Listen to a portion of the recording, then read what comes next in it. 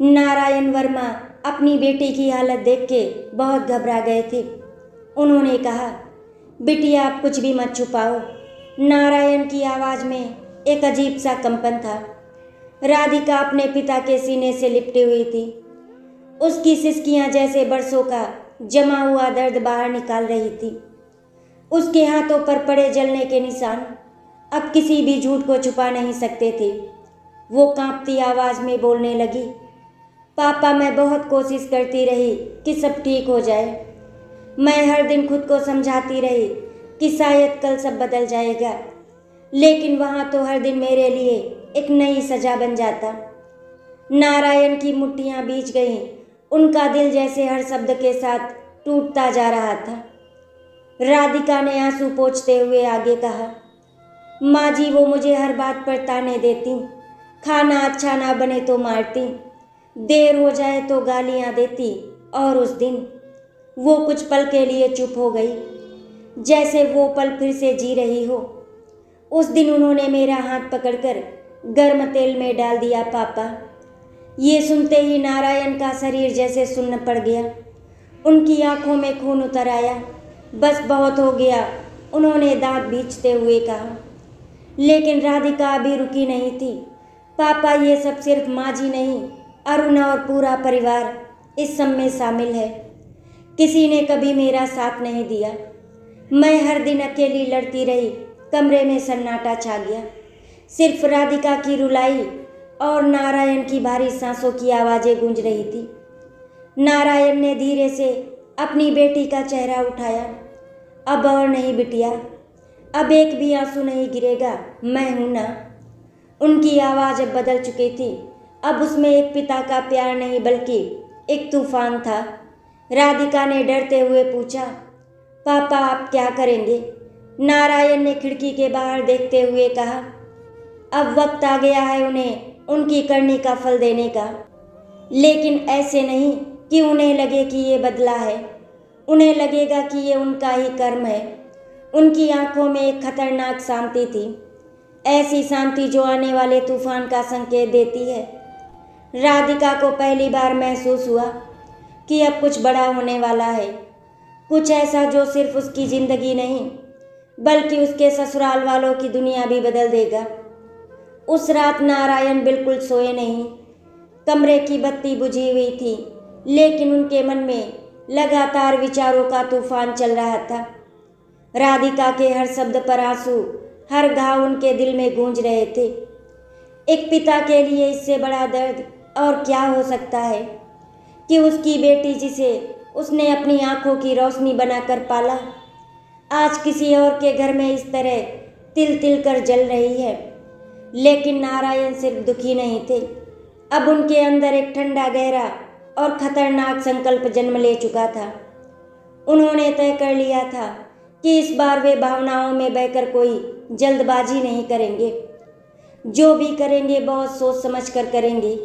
सामने वाला सिर्फ हारे नहीं बल्कि अपनी हर गलती को महसूस करे। सुबह होते ही नारायण का व्यवहार बिल्कुल सामान्य था, जैसे कुछ हुआ ही ना हो। उन्होंने राधिका से भी कहा, बिटिया आप तो चिंता मत कर, जो करना है मैं करूँगा, लेकिन तू अभी किसी से कुछ नहीं कहेगी। राधिका ने अपने पिता की आंखों में एक अजीब सा आत्मविश्वास देखा, जिससे उसे थोड़ी राहत जरूर मिली, लेकिन मन के किसी कोने में डर भी था। आखिर पापा क्या करने वाले हैं? नारायण ने उसी दिन एक पुराना नंबर निकाला और किसी को फ़ोन लगाया।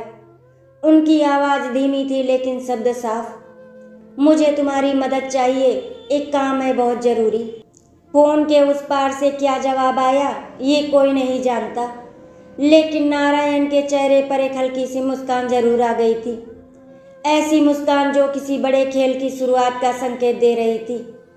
दूसरी तरफ राधिका के ससुराल में सब कुछ पहले जैसा ही चल रहा था, लेकिन उन्हें ये बिल्कुल अंदाज़ा नहीं था कि अब खेल पलटने वाला है। अनामिका अपने घमंड में चूर थी। वो अब भी यही सोच रही थी कि राधिका कभी अपने घर वालों से कुछ नहीं कहेगी, क्योंकि उसने उसे डरा कर रखा था। अरुण भी अपने परिवार के साथ खड़ा था, जैसे उसे अपनी पत्नी के दर्द से कोई मतलब ही ना हो। लेकिन उन्हें नहीं पता था कि इस बार जिस खामोशी को वे कमजोरी समझ रहे हैं वही उनकी सबसे बड़ी हार बनने वाली है। शाम को अचानक नारायण खुद राधिका के ससुराल पहुंच गए। उनका चेहरा शांत था, लेकिन आंखों में एक अजीब सी ठंडक थी। दरवाजा खुलते ही अनामिका ने उन्हें देखा और बनावटी मुस्कान के साथ बोली, अरे समधी जी आइए, अचानक कैसे आना हुआ। नारायण ने भी हल्की मुस्कान दी, बस बेटी की याद आ रही थी, सोचा मिलाऊं। उनकी आवाज़ में इतनी सादगी थी कि कोई भी उनके असली इरादे को समझ नहीं सकता था। राधिका अंदर खड़ी सब देख रही थी। उसे समझ नहीं आ रहा था कि पापा इतने शांत क्यों हैं। नारायण ने घर के हर सदस्य से बहुत सामान्य तरीके से बात की, जैसे उन्हें कुछ भी पता ना हो।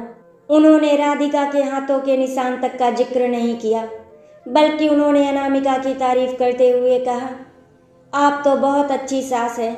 मेरी बेटी बहुत खुशकिस्मत है जो उसे आप जैसी माँ मिली। ये सुनकर राधिका अंदर से टूट गई। उसे लगा कि शायद पापा भी अब उसकी बातों को नज़रअंदाज कर रहे हैं, लेकिन नारायण की आंखों में जो हल्की सी चमक थी वो किसी और कहानी की तरफ इशारा कर रही थी। कुछ देर बाद नारायण ने एक और बात कही, मैं सोच रहा था कि क्यों ना हम सब मिलकर एक छोटा सा समारोह रखें, रिश्तेदारों को बुलाएं ताकि सबको पता चले कि हमारी बेटी कितनी खुश है अपने ससुराल में। अनामिका और बाकी लोग ये सुनकर खुश हो गए। उन्हें लगा कि अब सब कुछ उनके कंट्रोल में है और राधिका के पिता भी उनके झूठ को सच मान चुके थे। लेकिन उन्हें क्या पता था कि ये समारोह उनके लिए एक ऐसा जाल बनने वाला है जिससे निकलना उनके लिए नामुमकिन होगा। रात को घर लौटते समय नारायण की आंखों में एक अलग ही चमक थी। उन्होंने धीरे से खुद से कहा, अब खेल शुरू होगा और इस बार चाल मेरी होगी। नारायण ने जिस समारोह की बात कही थी वो अब धीरे धीरे एक बड़े खेल का रूप लेने लगा। बाहर से सब कुछ एक सामान्य पारिवारिक आयोजन जैसा दिख रहा था, लेकिन अंदर ही अंदर हर कदम बहुत सोच समझ कर रखा जा रहा था। अगले ही दिन से नारायण ने तैयारियां शुरू कर दी। उन्होंने खुद सभी रिश्तेदारों को फ़ोन करके निमंत्रण दिया।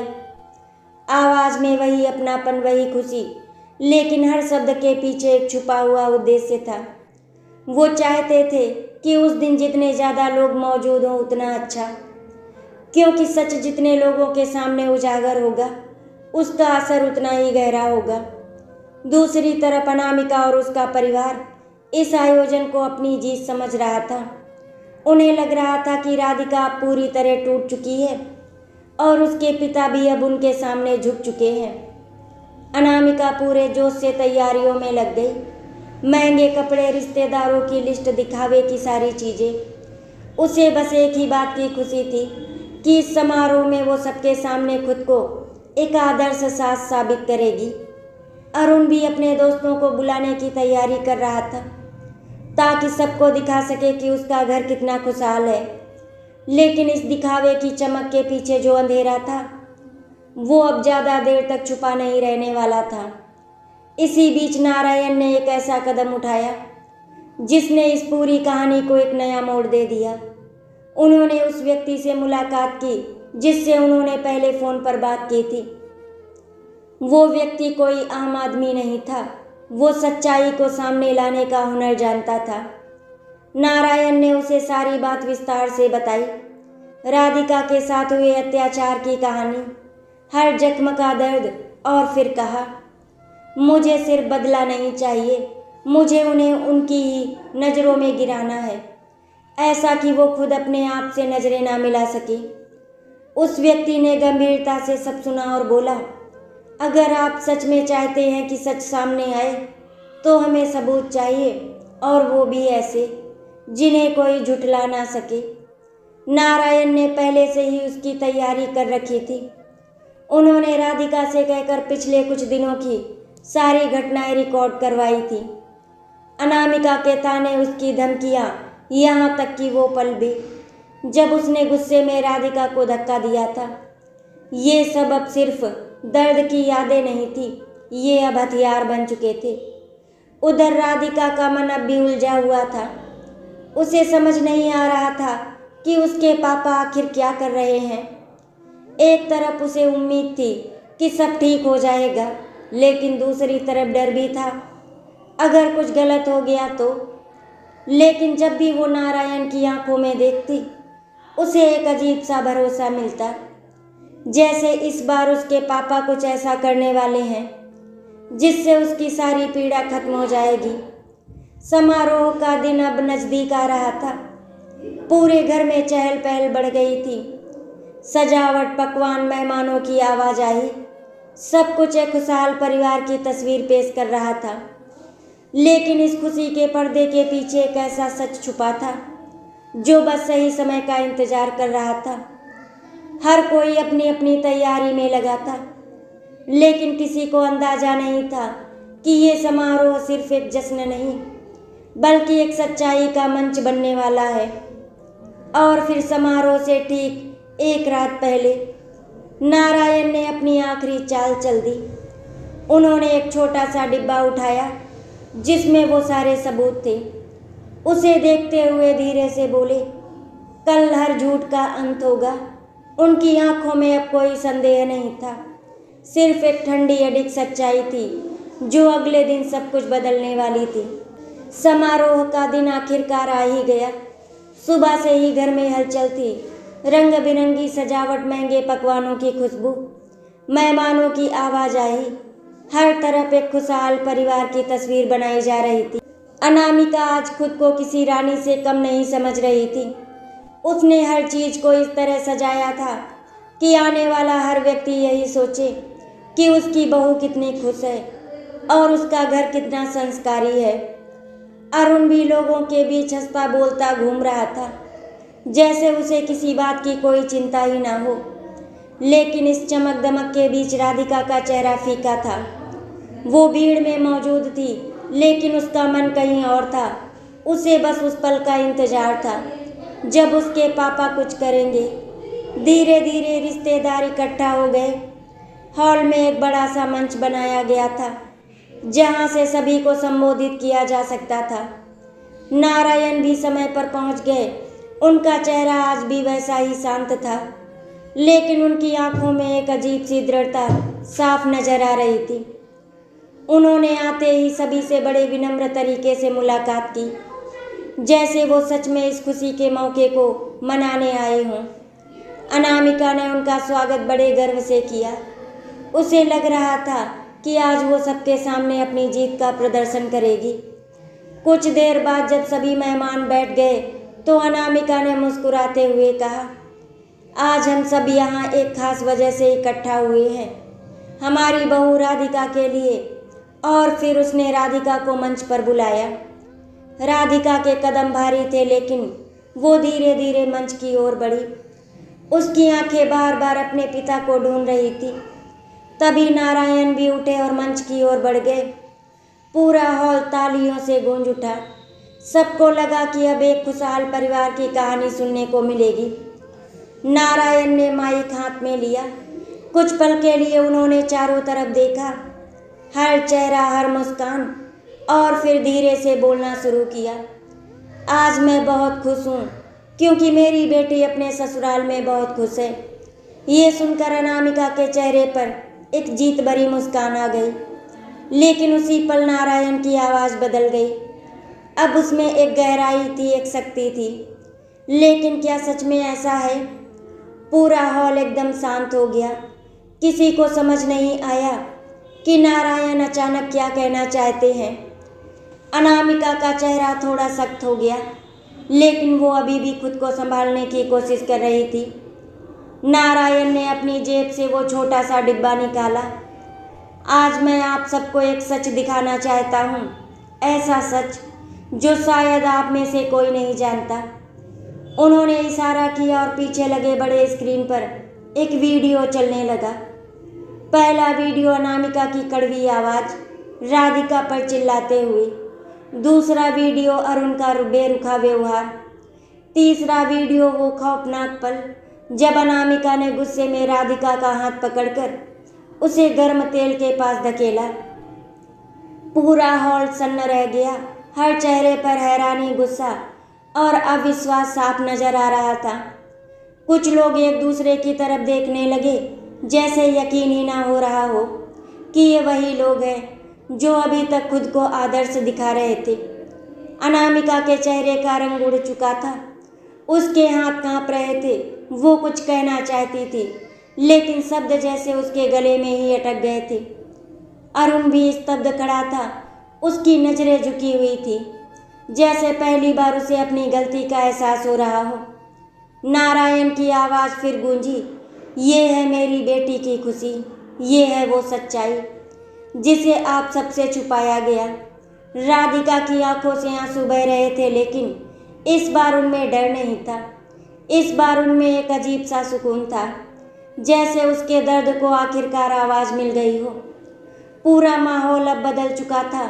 जो लोग कुछ देर पहले तालियां बजा रहे थे, अब वही लोग गुस्से और नफरत भरी नज़रों से अनामिका और उसके परिवार को देख रहे थे। और तभी नारायण ने एक और कदम आगे बढ़ाया। आज के बाद मेरी बेटी इस घर में एक पल भी नहीं रहेगी। ये शब्द जैसे बिजली की तरह गिरे। नारायण के शब्दों के बाद पूरा हॉल जैसे थम गया था। हर किसी की नज़रें अब सिर्फ अनामिका और उसके परिवार पर टिकी हुई थी। कुछ ही देर पहले जो लोग सम्मान और दिखावे की ऊंचाई पर खड़े थे, अब वही लोग सबके सामने बेनकाब होकर खड़े थे। अनामिका के चेहरे से घमंड पूरी तरह उतर चुका था। उसकी आंखों में अब डर साफ दिखाई दे रहा था। वो बार बार कुछ कहने की कोशिश कर रही थी, लेकिन शब्द जैसे उसका साथ छोड़ चुके थे। अरुण भी सिर झुकाए खड़ा था, जैसे उसे पहली बार अपनी जिम्मेदारी और अपनी गलती का एहसास हो रहा हो। लेकिन नारायण यहीं रुकने वाले नहीं थे। उन्होंने गहरी सांस ली और एक कदम आगे बढ़ते हुए कहा, मैंने सिर्फ सच दिखाया है, लेकिन अभी इंसाफ बाकी है। उनकी आवाज़ अब और भी मजबूत और सख्त हो चुकी थी।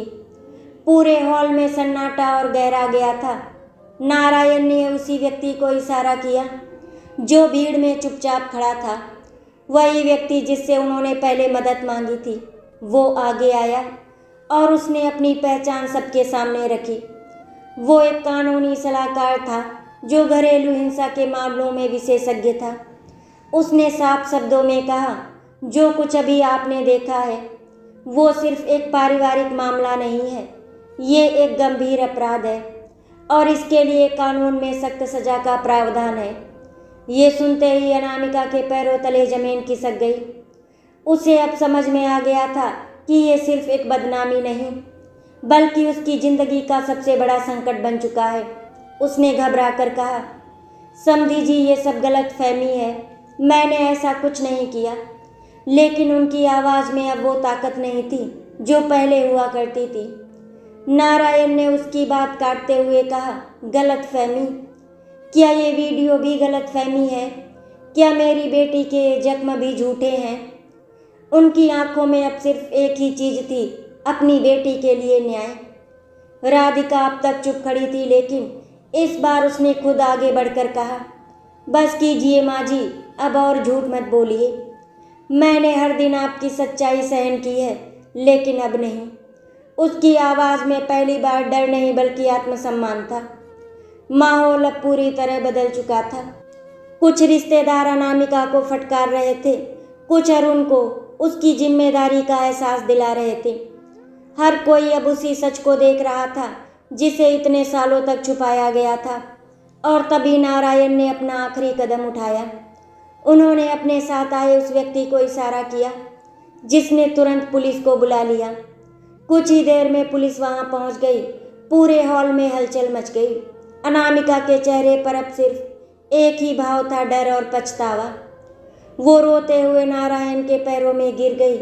मुझे माफ़ कर दीजिए, मुझसे गलती हो गई, मैं बदल जाऊंगी। लेकिन इस बार नारायण का दिल नहीं पसीजा। उन्होंने शांत लेकिन सख्त आवाज़ में कहा, गलती वो होती है जो अनजाने में हो। तुमने तो मेरी बेटी को जानबूझकर हर दिन दर्द दिया है, अब इसका हिसाब भी तुम्हें ही देना होगा।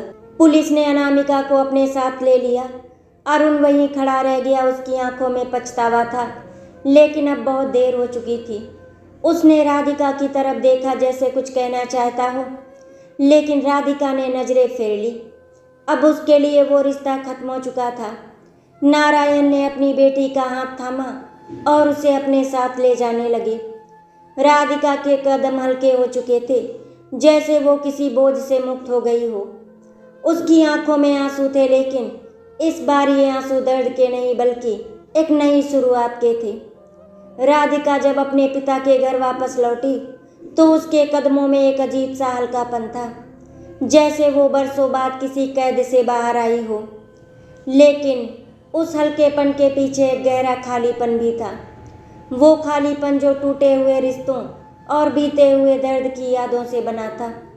घर का हर कोना उसे सुकून दे रहा था, लेकिन रात होते ही उसके मन में वो सारे दृश्य फिर से जीवित हो जाते।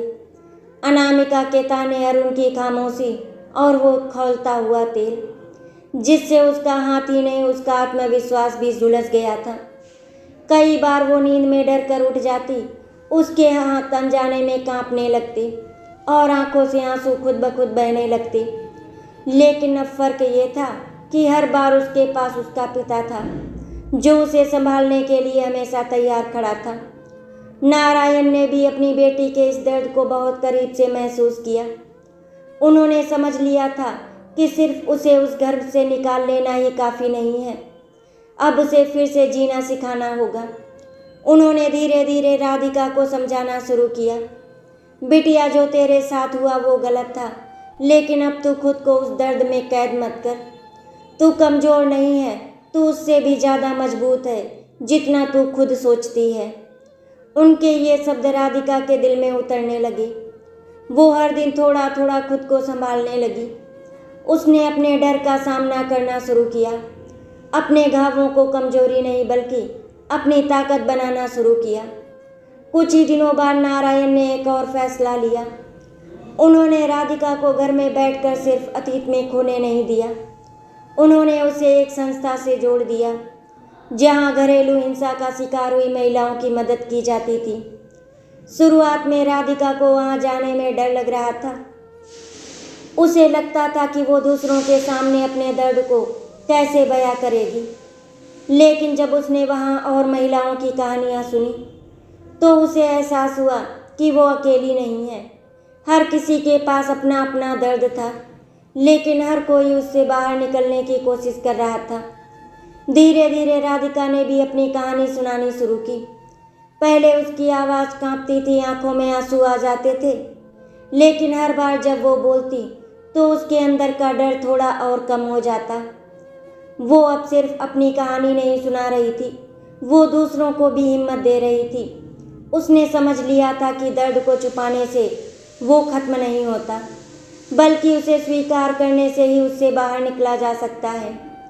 इसी बीच अनामिका और उसके परिवार पर कानूनी कार्रवाई चल रही थी। खबरें धीरे धीरे फैलने लगी थी। समाज में उनकी छवि पूरी तरह बदल चुकी थी। जो लोग पहले उनकी तारीफ करते नहीं थकते थे, अब वही लोग उनसे दूरी बना रहे थे। अरुण भी इस सब के बीच टूट चुका था। उसे अब अपनी गलती का गहरा एहसास हो रहा था, लेकिन अब उनके पास सिर्फ पछतावा था और कुछ नहीं। एक दिन राधिका संस्था से लौट रही थी, तभी उसने देखा कि बाहर कुछ महिलाएं उससे मिलने के लिए खड़ी हैं। उनमें से एक ने उसके पास आकर कहा, आपकी कहानी सुनकर हमें हिम्मत मिली। अगर आप अपने लिए खड़ी हो सकती हैं तो हम भी हो सकते हैं। ये सुनकर राधिका की आंखों में आंसू आ गए, लेकिन इस बार ये आंसू गर्व के थे।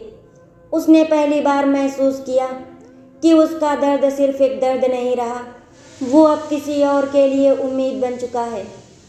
उस रात जब वो अपने कमरे में बैठी थी तो उसने आईने में खुद को देखा। वही चेहरा, वही आंखें, लेकिन अब उनमें एक नई चमक थी, आत्मविश्वास की, आत्मसम्मान की। उसने धीरे से खुद से कहा, मैं टूटी नहीं हूँ, मैं और मजबूत हो गई हूँ। समय धीरे धीरे आगे बढ़ रहा था और राधिका भी अपने जीवन को नए सिरे से जीना सीख रही थी। उसके चेहरे पर अब आत्मविश्वास साफ झलकता था, लेकिन अतीत के घाव पूरी तरह भरे नहीं थे। बस अब वो दर्द उसे तोड़ता नहीं बल्कि उसे मजबूत बनाता था। वो रोज संस्था जाती, महिलाओं की मदद करती, उन्हें अपने हक के लिए खड़े होने की प्रेरणा देती। लोग अब उसे एक मिसाल के रूप में देखने लगे थे। नारायण अपनी बेटी को इस रूप में देखकर गर्व महसूस करते थे। उन्हें लगता था कि उनका फैसला सही था। उन्होंने सिर्फ अपनी बेटी को बचाया नहीं बल्कि उसे एक नई पहचान दी। लेकिन जिंदगी कभी पूरी तरह शांत नहीं रहती और एक दिन वही हुआ जिसका किसी को अंदाजा भी नहीं था। उस दिन राधिका संस्था से घर लौट रही थी। शाम का समय था, सड़क पर हल्की भीड़ थी। वो अपने विचारों में खोई हुई थी कि तभी अचानक उसके सामने एक परिचित आवाज़ गूंजी, राधिका। उसने जैसे ही सिर उठाया उसके कदम वहीं थम गए। सामने अरुण खड़ा था। कुछ पल के लिए समय जैसे रुक गया। राधिका की आंखों में एक साथ कई भाव आ गए, हैरानी, गुस्सा, दर्द और कहीं न कहीं एक पुरानी याद की हल्की सी परछाई। लेकिन इस बार उसने खुद को संभाला। वो अब वो राधिका नहीं थी जो हर बात पर चुप रह जाती थी। अरुण का चेहरा बदला हुआ था। उसकी आंखों के नीचे काले घेरे थे, चेहरे पर पछतावे की गहरी लकीरें थी। उसने धीमी आवाज में कहा, मुझे तुमसे बात करनी है। राधिका ने ठंडी नज़रों से उसकी तरफ देखा। अब क्या बाकी रह गया है कहने के लिए? अरुण कुछ पल चुप रहा, फिर बोला, मुझे अपनी गलती का एहसास हो गया है। मैं समझ गया हूँ कि मैंने तुम्हारे साथ कितना गलत किया। मैं तुम्हें वापस लेने आया हूँ, एक मौका और दे दो। ये शब्द सुनते ही राधिका के दिल में एक हलचल सी हुई। एक पल के लिए उसे अपने बीते हुए दिन याद आ गए, वो सपने, वो उम्मीदें जो उसने इस रिश्ते के साथ देखी थी। लेकिन अगले ही पल उसे वो दर्द भी याद आया जिसने उसे अंदर से तोड़ दिया था। उसने गहरी सांस ली और शांत लेकिन दृढ़ आवाज में कहा, मौका? जब मुझे तुम्हारी सबसे ज़्यादा ज़रूरत थी तब तुमने मुझे अकेला छोड़ दिया, तब तुम्हें मेरा दर्द नहीं दिखा। और आज जब सब खत्म हो चुका है तो तुम्हें अपनी गलती याद आ रही है। अरुण की आंखों से आंसू निकल पड़े। मैं सच में बदल गया हूँ राधिका, मैं अब सब ठीक करना चाहता हूँ। राधिका ने सिर हिलाया। कुछ चीज़ें ठीक नहीं होती अरुण, सिर्फ खत्म हो जाती हैं। उसकी आवाज़ में अब कोई गुस्सा नहीं था, सिर्फ एक सच्चाई थी। एक ऐसी सच्चाई जिसे उसने अपने दर्द से सीखा था। उसी वक्त नारायण भी वहाँ पहुँच गए। उन्होंने अरुण को देखा और उनकी आंखों में फिर वही शक्ति लौट आई। अब यहाँ आने की कोई ज़रूरत नहीं है। मेरी बेटी अब उस अतीत में वापस नहीं जाएगी जहाँ उसे सिर्फ दर्द मिला था। अरुण ने आखिरी बार राधिका की तरफ देखा। शायद उसे उम्मीद थी कि वो रुक जाएगी, कुछ कहेगी, लेकिन राधिका ने नजरें फेर ली। उसके लिए ये अध्याय अब पूरी तरह खत्म हो चुका था। अरुण धीरे धीरे वहाँ से चला गया, लेकिन इस बार हमेशा के लिए। राधिका ने अपने पिता का हाथ थामा। उसके चेहरे पर हल्की सी मुस्कान थी, एक ऐसी मुस्कान जो दर्द से निकल कर आई थी, लेकिन अब उसमें सुकून था। उसने मन ही मन कहा, अब मैं पीछे मुड़कर नहीं देखूंगी। समय ने धीरे धीरे अपने घाव भरने शुरू कर दिए थे। राधिका अब पहली जैसी नहीं रही थी। वो एक टूटी हुई लड़की से बदलकर एक मजबूत और आत्मनिर्भर महिला बन चुकी थी। उसके चेहरे पर अब दर्द की छाया नहीं बल्कि आत्मविश्वास की रोशनी थी। वो हर दिन संस्था में जाकर ना सिर्फ दूसरों की मदद करती बल्कि खुद भी और मजबूत होती जा रही थी। जिन रास्तों पर कभी वो डरते डरते चलती थी, आज वही रास्तों पर वो सिर ऊंचा करके चलती थी। उसके भीतर अब एक नई पहचान जन्म ले चुकी थी, एक ऐसी पहचान जो किसी रिश्ते पर नहीं बल्कि उसके आत्मविश्वास पर टिकी थी। नारायण अपनी बेटी को इस रूप में देखकर संतोष और गर्व दोनों महसूस करते थे। उन्हें एहसास हो चुका था कि उन्होंने सिर्फ अपनी बेटी को बचाया नहीं बल्कि उसे एक नई जिंदगी दी है। कई बार वो चुपचाप राधिका को देखते और मुस्कुरा देते। उन्हें अब किसी बात का डर नहीं था क्योंकि उनकी बेटी अब खुद अपने लिए खड़ी होना सीख चुकी थी। उनके दिल में अब शांति थी क्योंकि जिस तूफान ने उनकी बेटी को तोड़ा था उसी तूफान ने उसे और मजबूत बना दिया था। कुछ महीनों बाद उसी संस्था में एक बड़ा कार्यक्रम आयोजित किया गया जहां समाज के कई लोग मौजूद थे। राधिका को मंच पर बुलाया गया, इस बार एक पीड़ित के रूप में नहीं बल्कि एक प्रेरणा के रूप में। जब वो मंच पर खड़ी हुई तो उसकी आंखों में ना कोई डर था ना कोई झिझक। उसने माइक उठाया और बोलना शुरू किया। मैं राधिका हूँ और मैं कभी बहुत कमज़ोर थी। मुझे लगता था कि मेरी ज़िंदगी बस दर्द और सहने के लिए बनी है, लेकिन आज मैं ये कह सकती हूँ कि अगर हम अपने लिए खड़े हो जाएं, तो कोई भी हमें कमज़ोर नहीं बना सकता। पूरा हॉल उसकी बातों से गूंज उठा।